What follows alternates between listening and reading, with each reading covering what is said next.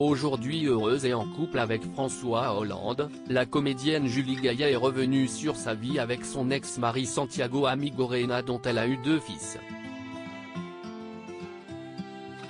Si elle est connue comme la compagne, et désormais femme, de l'ancien président de la République François Hollande, il n'a pas toujours été ainsi pour Julie Gaillet.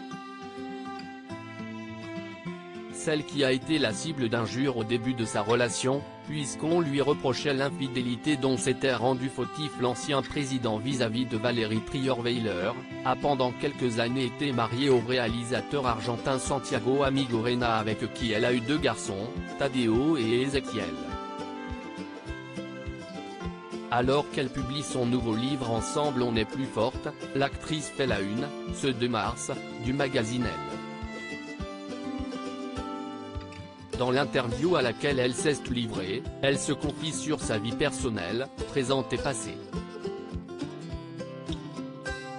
Écrit le tout de suite. Alors qu'elle évoquait ses expériences passées, Julie Gaillet a été amenée à parler de sa rencontre et de sa première vie avec son ex-conjoint. Si elle a d'abord révélé sur ce qui l'avait poussée à se marier, porter le même nom que ses enfants, elle est aussi revenue sur la façon dont elle avait encouragé le réalisateur à mener sa vie professionnelle comme il l'entendait. Il écrivait des scénarios avec Cédric Klapisch. J'ai eu très vite mes enfants, à 25 ans. J'ai toujours pensé qu'on pouvait tout faire en même temps, les amours, les enfants, le boulot, les amis. Santiago me disait, un jour, j'arrêterai tout pour écrire un livre. Je lui répondais, écris le tout de suite. Il s'est mis à se réveiller à 6 h du matin, en même temps que notre bébé.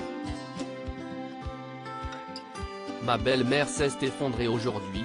Santiago Amigorena est en effet connu pour être l'auteur de plusieurs ouvrages, notamment l'un, sorti en 2019 et finaliste du prix Goncourt, qui raconte l'histoire du grand-père de l'auteur, juif polonais exilé en Argentine qui avait laissé dans son pays sa famille et sa mère. Si est-ce à l'histoire poignante que renferme ce livre que Julie Gaillet a rendu hommage ce 2 mars, expliquant, enceinte de mon premier fils, je me suis mise à lire tout ce qui est possible sur la Shoah, Primo Levi, Robert Antelme, c'était compulsif. En le découvrant dans ma bibliothèque, ma belle-mère s'est effondrée en larmes, elle m'a raconté l'histoire que Santiago a écrite des années plus tard dans le ghetto intérieur, édition P.